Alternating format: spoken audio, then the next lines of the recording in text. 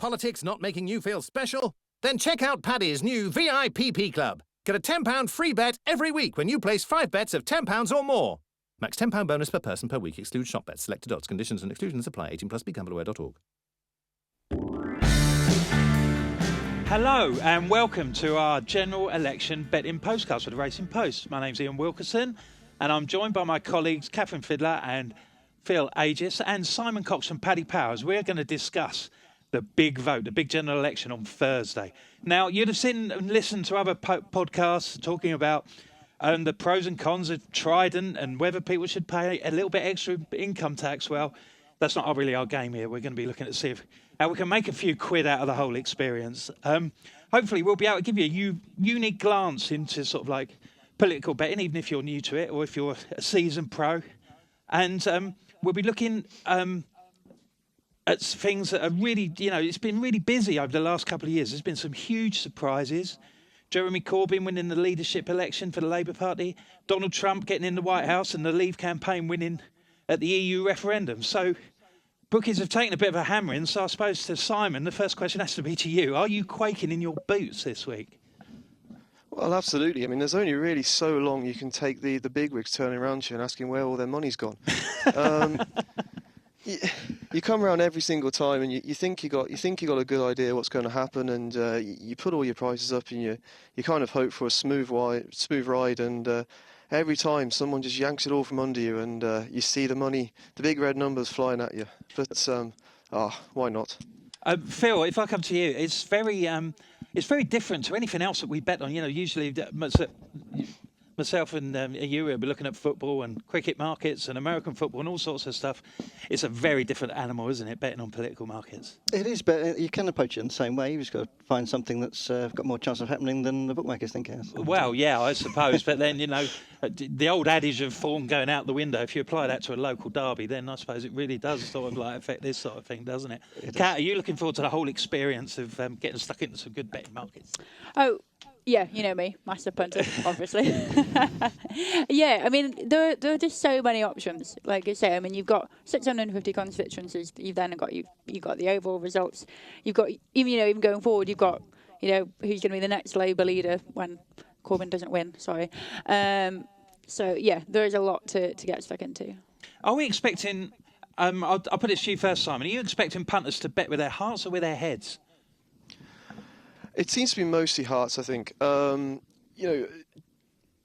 this translates as well. I mean, when we're talking in politics, general mood of the people, whereas you might say in a football match, if people particularly like to follow, the likes of your Man United, how people feel about Man United doesn't actually affect their form. Whereas in politics, what you find is if there is a bandwagon starting, that can actually influence the result in itself. Maybe not in a change of the landscape kind of way, but it will make its own bits and pieces. And so to say it's as black and white as that can be a little bit confusing. I mean, we've personally, I mean, I think anyone betting with their heart would be probably a Corbynite. I think that probably is the type of personality he is. I mean, we've seen 82% of our business on Jeremy Corbyn at the moment. That would definitely suggest that, be it hearts, be it bandwagons, that's definitely the way people are looking. But then I suppose that we've had markets, the Conservatives, since Theresa May called the election, they've been very hot favourites to win the most seats, even in the slump that seems to have happened in their support over the last sort of 10 days or so, Phil. They're still, there's still a big price at odds on. So perhaps it's inevitable that punters are getting stuck into Labour because they're more of a working man's price. Well, exactly. I mean, Conservatives were 1 to 20 for most seats earlier in the campaign, like 1 to 33. I think they were right at the start, and it's now down to 1 to 8, 1 to 7. But people don't want to back that. You can only get your big hitters taking that price because it's not worth it for a 10 or 20 quid.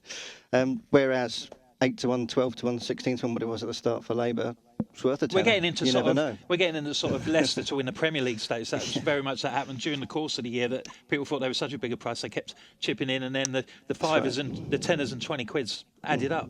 And also, it's a good medium for the what we call in the office the emotional hedge. It's rather betting with your heart. It's betting with what you don't want to happen, because at least you get some compensation when it doesn't happen. Yeah. I mean, me, Mr. Remainer, I was during the EU referendum, but I did back Brexit on the day, just so I got a little 11-2 windfall compensation, but it wasn't worth it. So do you think people will be betting with their heads or their hearts? Kat?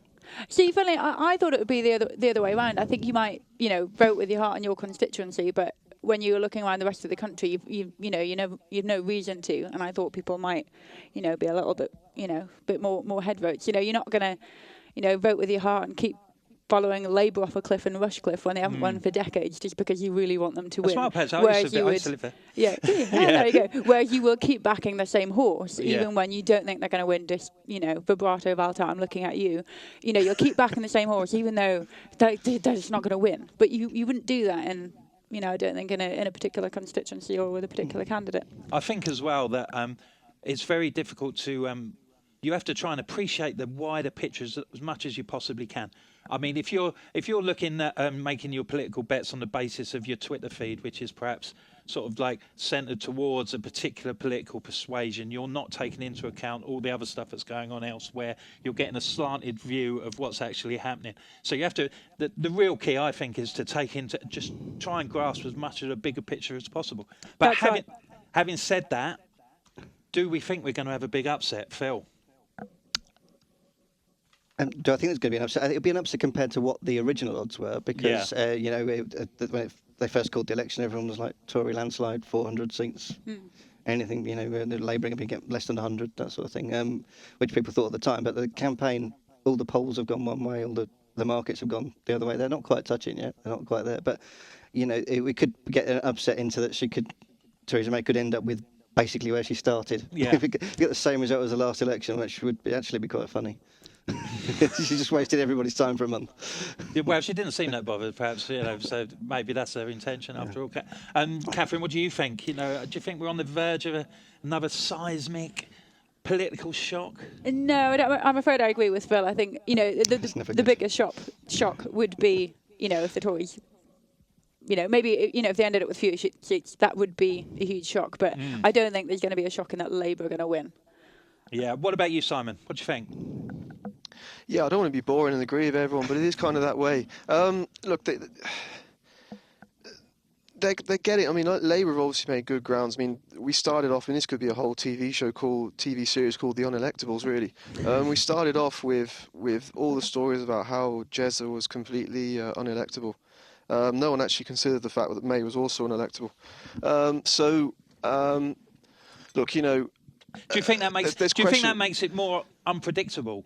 The fact that people, there's so many negatives. It seems that everybody's concentrating on the negative aspects of the campaign, particularly the leaders in question. Do you think that makes it more volatile, particularly from your point of view?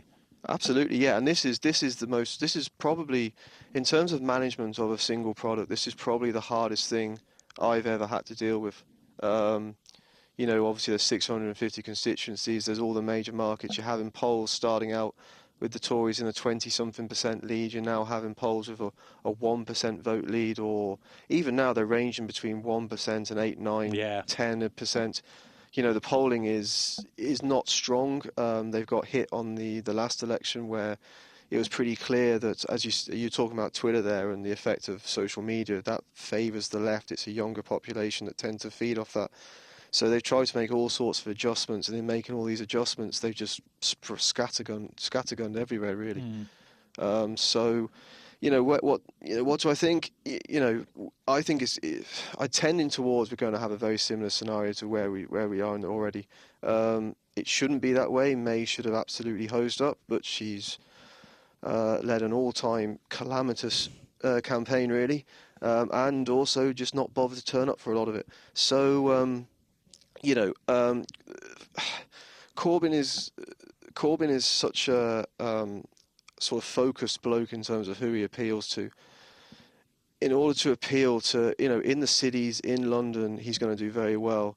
London's 70 seats, the cities are X number of seats elsewhere. Yeah. To really get those votes in, the West Midlands in particular, which was a heavy Brexit area, or other areas, like, he's going to really struggle, and his vote share might improve on previous Labour candidates, Whether he can translate that into seats, that's really the question. And I think we're going to probably be quite close to where we were, but I think that's probably what's going to let him down. But one thing's for sure, you'll be hiding behind the sofa from about 11:30 on Thursday night to about 5 o'clock on Friday morning by the sound of it. Yeah, well, it was anything like the Donald Trump one where I woke up at about 5:30 in the morning, had the little one screaming her head off, checked the phone and realised that I'd lost quite a few digits worth of numbers. That's one thing you want to try and avoid that as often as you can. Yeah, you don't want to go there again, do you? No, we think we need to. We've made sure we're not going to be quite as bad as that this time. But I mean, I don't think it's any secret that I think probably across the board, there's probably the bookmakers are probably hoping for pretty much status quo, I would have thought. Okay, so that's giving you a brief overview of what is looking more of an intriguing contest the closer we get to polling day. And after a short break, we'll be getting to grips with the markets. How many seats can the parties expect to win? Our best bets in the 650 constituency markets, and a look at turnout, which is always popular in its own right, but one that could have a huge bearing on the result. Politics not making you feel special? Then check out Paddy's new VIPP Club. Get a £10 free bet every week when you place 5 bets of £10 or more. Max £10 bonus per person per week. Excludes shop bets. Selected odds. Conditions and exclusions apply. 18+. BeGambleAware.org. Welcome back to the Racing Post General Election Postcast. I'm Ian Wilkerson. I'm joined by my Racing Post colleagues Catherine Fiddler and Phil Aegis, and Paddy Power political expert Simon Cox. So we'll start the second with a big question. Will the Conservatives win a majority? And if so, Kat, how big do you think it will be? Well, I mean, on the day they announced the election, everyone thought Theresa May was going to take about 56 seats from Labour, which would have left her with a huge majority. Looking now, I don't think it's going to be anywhere near that. And like you said earlier, she might not well end up, she may well not have many more than she started with, and we'll all think, was that worth it? What about you, Phil? She lost a goodwill. The campaign couldn't have gone much worse for the Tories, really. She just based the campaign on her personality and strong leadership of a leader who hasn't been able to show her face. They called her strong and stable. She's being mocked for being weak and wobbly every time she has been seen. Reckless Home Secretaries coming under focus and now. And the one group the Tories could always rely on in the past was the old folks, and they've decided to have a go at that with the dementia tax, which is and the winter fuel payments and stuff like that, which is not going, which is hitting their hardcore voters. Yes, so in terms of the Tory majority, which is what we're getting to, I think they'll get one, maybe slightly more than they had, 20 or 30 more than last time, but not much. I think the problem is as well that people are annoyed by having to have the election as well. The UK is a very contrary place. People don't like being told what to do. David Cameron said, well, we'll get this out of the way. We'll vote for the EU referendum to get rid of UKIP, and people said no. In the US, they said vote for Hillary because Trump's an idiot. People said no. May said let's have an election because even though I said we wouldn't, and people are going to say, not so fast. Simon, what sort of prices have we got on the Conservatives to win a majority? And the all-important, the possibility of a hung parliament. What we got there? Right. So at the moment, the majority. I mean, first of all, so we're into the. Do you want to start again? Politics. I'll ask that again, Rob. I had something else in line coming in there, and I just got a bit screwed. Sorry, no, you're all right. Don't it's worry my about fault. that. No. I'm good now, by the way, sir. Okay. So Simon, what prices have we got on the Conservatives winning a majority and the all-important possibility of a hung parliament? Yeah. So the Conservative majority has now drifted out to 1 to 4. That was as short as 1 to 25 previously in the election, which again shows quite how markedly it's moved. The no overall majority with us is 3 to 1. It's something that I think is still a real runner there, and something which is not to be coughed at at all. I mean, if you do look at where we are in the polls, we're probably looking at polling an average of Tories about 6% ahead, 5-6% ahead. That's pretty much the status quo of where we are at the moment. So if you're then translating that into how the Tories are, they're on, they haven't got a majority by a massive amount at the moment, and if they're polling around the same area again, you can probably expect a close battle. I mean, that was 16 to 1 a couple of weeks ago. The possibility of a hung parliament. Yeah. 326 is the magic number that they've got to get past. They had 331 under David Cameron at the last election, and take into account a few little idiosyncrasies, the fact that there's 4 Sinn Féin MPs that would win and they wouldn't take their seats, and they would perhaps get support from some of the unionists in Northern Ireland to get them over the line. But it's certainly, 16 she had when she went into battle. It doesn't seem as if there's going to be that much more to go around, probably, Phil. That's right. Now, I take the Tories. I think the Paddy Power line is 357.5 at the moment. I go under that. It still gives them scope to gain 26 from last time, which is probably not going to get many more than that. I know I listed a load of anti-Tory facts last time, so I'll do some anti-Labour ones this time, if that's all right. Just for the sake of fairness, because like a year ago, if they said there's going to be an election with Jeremy Corbyn as Labour leader, you could see them being wiped out. But it does seem to have sunk in with the 2015 Labour voters who wouldn't have chosen Corbyn, don't like the party direction, got questions about the competency of their front bench team. Not happy with the Brexit position because 60% plus of 66%, I think, of Labour voters will remain. But they've sort of come to the realisation that the only option is a Tory government or not a Tory government led by Jeremy Corbyn. So many might have switched to Liberal Democrats if they'd have actually had a realistic chance in the polls. But they're nowhere. They're nowhere. UKIP are nowhere. It's Tories or Labour, and so people who don't like Corbyn are probably still going to vote for him because it's the only option for them, really. Simon, can we just have a rundown on sort of like the overs and unders for the various main parties, please? Yep, you can.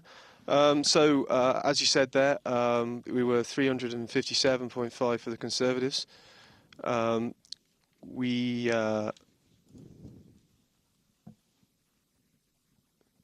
Labour one is 207.5.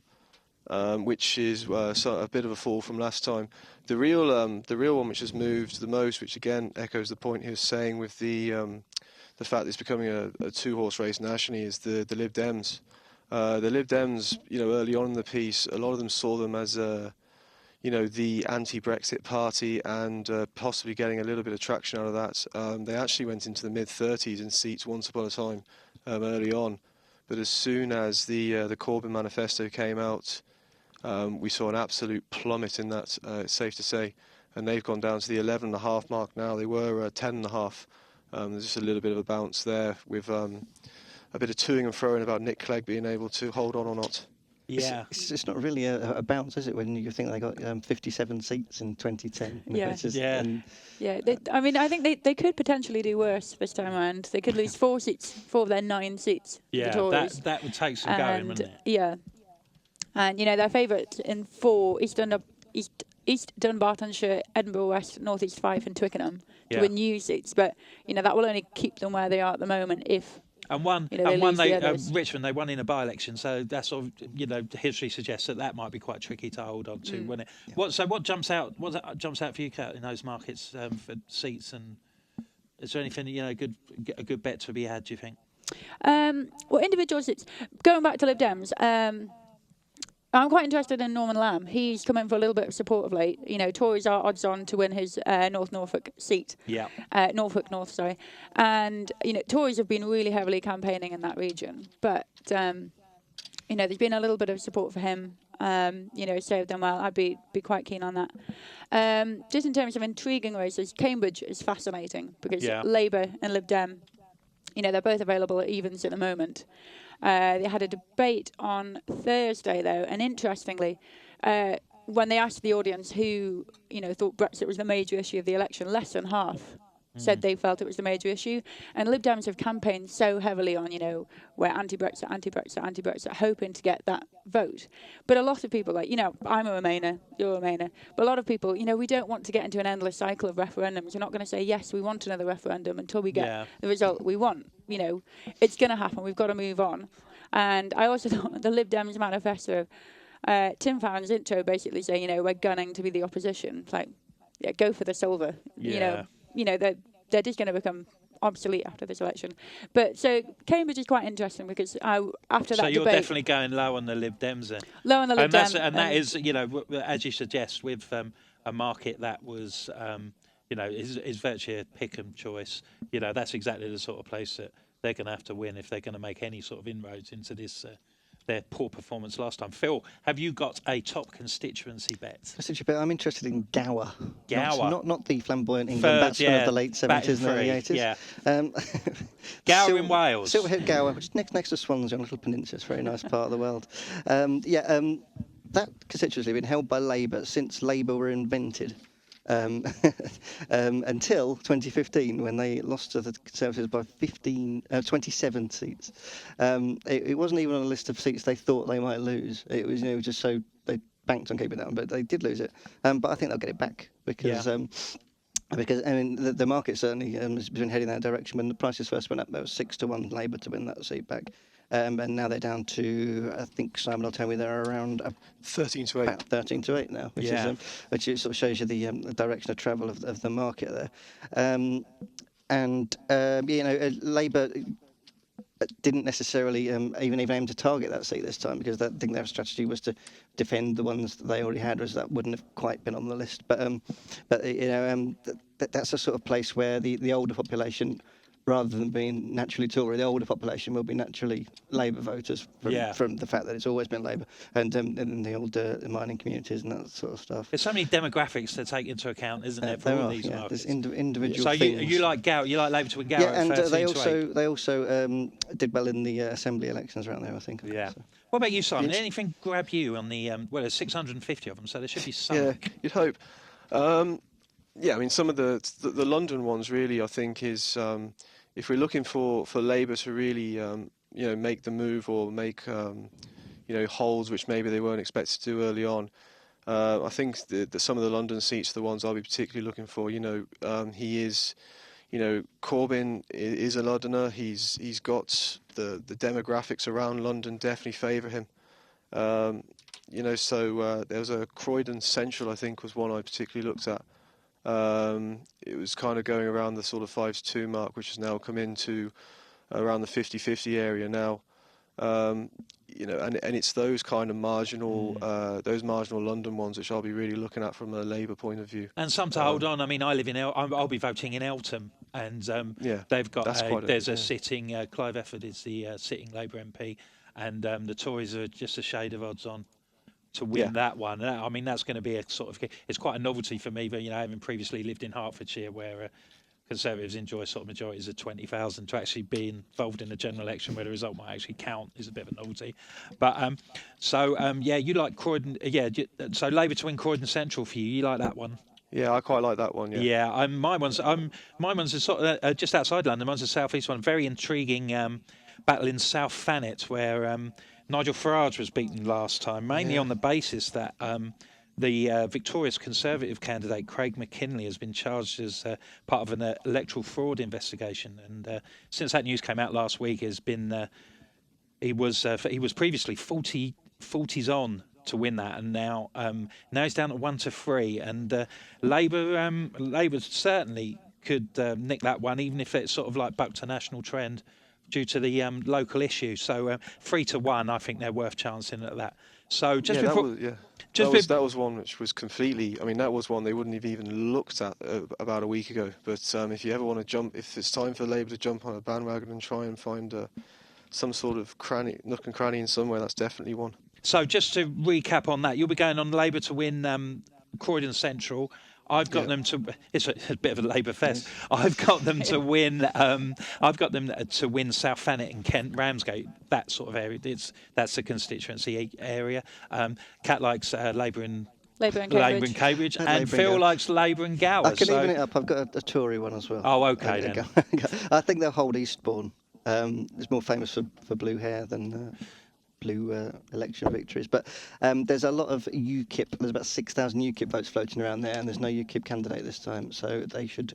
Yeah, they might get some of that. They should head home to the Tories. Now, so just before, and it's a Tory Lib Dem marginal, so I think that the Tories should be okay there. Just before we go to another ad, turnout. The line is about 63%. Just for a little bit of historical ammunition, it was 66 last time. Both the 2005 and 2001 elections were under the line, but 72.2 in the EU referendum. Do you think people will get a taste for being out and voting and head out to the polling stations in their droves, Phil? I think they're more likely to be fed up of voting. Turnout's gone up at the last 3 elections. The last one was always going to be close, which breeds higher turnout. With people think it's going to make more difference if you vote or not. This one, everybody just assumes it's not going to be ridiculously close yet, and I think there's a sort of a lack of zeal about supporting both parties, so I think that'll suppress it. And I think the line's about 63 now, down from 66. So yeah, I think it's less than last time, but not dramatically less as well. Yeah. What about you, Kat? What do you think? Yeah, I think it'll easily exceed the 63%, to be honest, because like you say, I mean, those 2 years, 2005, 2001, were the only years in the past 100 years that it's dipped below that mark. And I mean, funnily enough, I actually feel like, the country's maybe a little bit more politically engaged. I mean, yes, on the one hand, people are like, oh, not another election, but they're still involved in it and engaged. So I think people will turn out. Yeah, I think I would definitely think that the higher the turnout, the better Labour will probably do, because it's for them, it's definitely about getting the young vote out. That's going to be one of the key things. And if they all leave it till 10 to 10 last time, when and they all got locked out just when I was waiting on having gone overs on the turnover for a nice little earner. Just to see them being locked out was a bit frustrating. So there's plenty for you to get your teeth into there. So after a short break, I'll be asking our panel for their best bet in any election market. Politics not making you feel special? Then check out Paddy's new VIPP Club. Get a £10 free bet every week when you place 5 bets of £10 or more. Max £10 bonus per person per week. Excludes shop bets. Selected odds. Conditions and exclusions apply. 18+. BeGambleAware.org. Welcome back to the final section of the Racing Post General Election podcast. I'm Ian Wilkerson, and I'm joined by my Racing Post colleagues Catherine Fiddler and Phil Aegis, and from Paddy Power political expert Simon Cox. And now it's time for the moment you've all been waiting for. It is each panellist's best bet for any market on Thursday's big poll. This will not be beaten. And we'll go in alphabetical order, so I'll ask Phil Aegis to kick us off. Right, okay. I'm torn between two, actually. I can either go with the Labour Gale one, which we've already talked about, but... Do something else. Another one we've also talked about, but I go under 357.5 Tory seats, I think. They might still... They should go up on what they won by last time, but not a huge amount, so... So, yeah, the Tories not doing terribly, but terribly enough to go unders. Yeah. OK, Simon, what about you? I'm going to try and go against the old Lib Dems. Continue. I'm going to go on the under 11.5 seats for the Lib Dems. I think they're really struggling. Yeah. And I think I think Corbyn has just attracted all their voters essentially. So. Yeah, and also, I mean, they've got they're putting a lot of eggs in the Brexit basket as well, and they'll have to do well in Scotland, won't they? And their fund has been stole to a certain degree by the Scottish nationalists on that, hasn't it? Yeah, they haven't really got a core support who they're dominating at the moment, so I think they could struggle really badly. Okay, so it's under Lib Dems for you. I'll go next. I'm going to go over 213.5 Labour seats. That's only 18 fewer than they got last time.